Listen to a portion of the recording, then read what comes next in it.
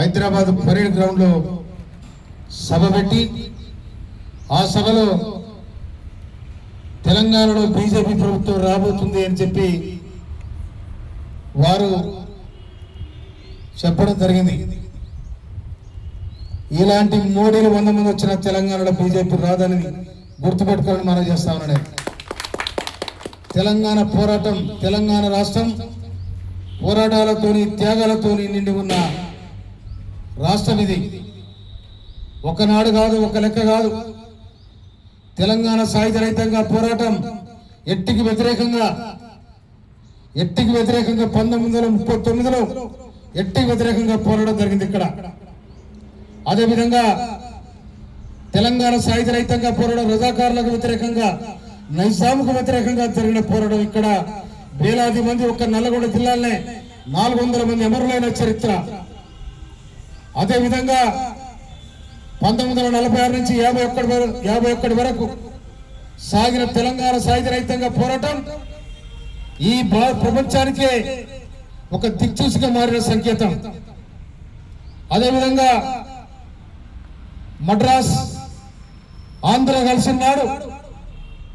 ఆనాడు బ్రిటిష్ ఆధీనంలో ఉండబడిన మద్రాస్, అందులో ఉన్న ఆంధ్ర వాళ్ళు ఆంధ్ర మద్రాసు విడిపోయినాడు.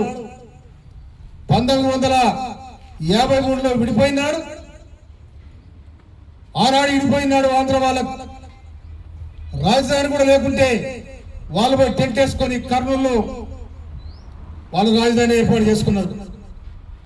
ఆనాడే తెలంగాణ ప్రజానిక ఇడ్లీ సాంబార్ గోప్యాక్, మీ ఇడ్లీ సాంబార్ సంస్కృతిని మాకు రావద్దని చెప్పి ప్రొఫెసర్ జయశంకర్ గారు ఆనాడు ఇంటర్మీడియట్ విద్యార్థిగా కొట్లాడిన సందర్భాలు. ఆ తర్వాత భాషా ప్రముక్త రాష్ట్రాలు ఏర్పడినాడు.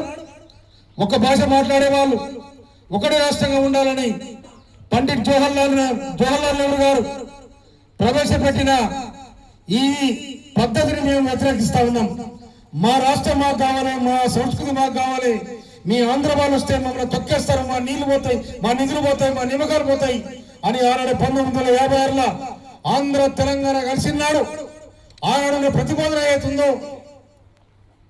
తెలంగాణ ఆంధ్రప్రదేశ్ అని నామకరణం ఇక్కడ డిసైడ్ చేసుకుని ఢిల్లీ పోయిన తర్వాత తెలంగాణ ఎగిరిపోయింది, ఆంధ్రప్రదేశ్ గా నామకరణం జరిగింది. ఆనాడే తెలంగాణ ప్రజానికానికి మోసం జరిగితే తెలంగాణ ప్రజానికం తిరుగుబాటు చేయడం జరిగింది.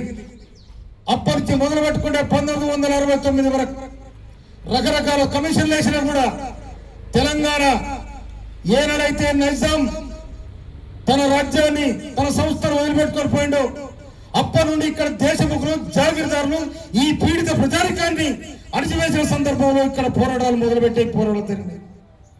దాంట్లో భాగంగా తెలంగాణ ప్రజానికం మా తెలంగాణ మాకు కావాలని 69లో విద్యార్థి లోకం బయలుదేరి పాల్వంచలో ప్రారంభమైన తెలంగాణ పోరాటం, సింగరేణిలో ప్రారంభమైన పోరాటం, ఆ పోరాటం వచ్చి రగిలి ఇలా హైదరాబాద్ ఉస్మానియా చేరుకొని వేలాది మంది ఆనాడు పత్రికలు లేకున్నా, ఆనాడు టీవీ లేకున్నా, ప్రసార సాధనాలు లేకున్నా కూడా మా తెలంగాణ మాకు కావాలని వాయిస్ ఒక్క మాట ప్రచారంతో భావాప్తి జరిగి తెలంగాణ ఉవ్వెత్తున ఎగిసిపడిన సందర్భం.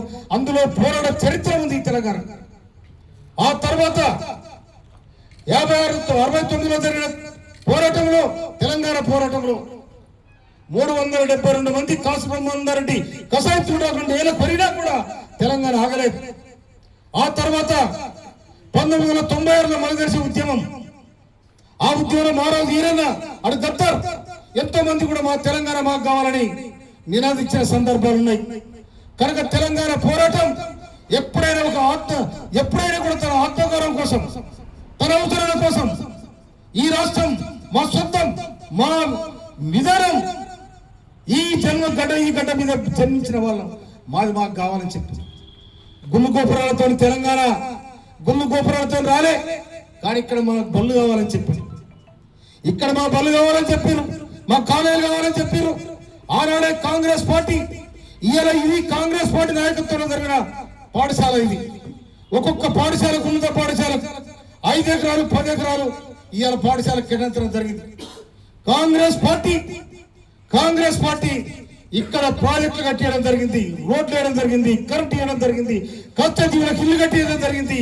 అందుకోసమనే ఇక్కడ బీజేపీ ప్రభుత్వానికి కానీ బీజేపీ జెండాకు కానీ తెలంగాణ ప్రాంతంలో ఎట్టి పరిస్థితులు కూడా అవకాశం ఉండదని కూడా ఈ సందర్భంగా నేను తెలియజేస్తా ఉన్నాను.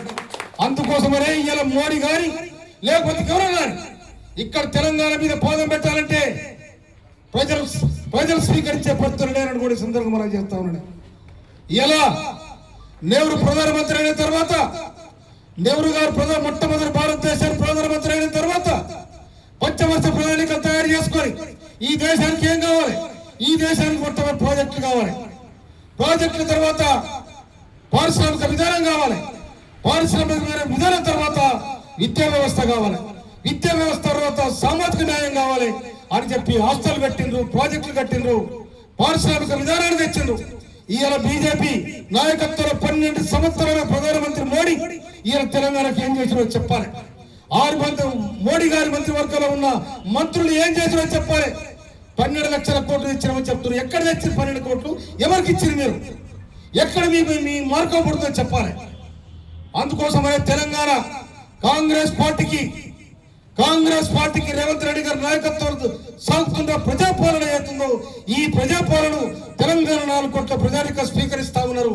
అందుకోసం మొన్న జరిగిన మున్సిపల్ ఎన్నికలు కానీ, సర్పంచ్ ఎన్నికలు కానీ, హైదరాబాద్ లో జరిగిన జూబ్లీస్ ఎన్నిక కానీ, కంటోన్మెంట్ ఎన్నిక కానీ బీజేపీ అభ్యర్థి అంచెలు కూడా రాలేదన్న సంగతి మేము మర్చిపోతాను మనం చేస్తున్నాను.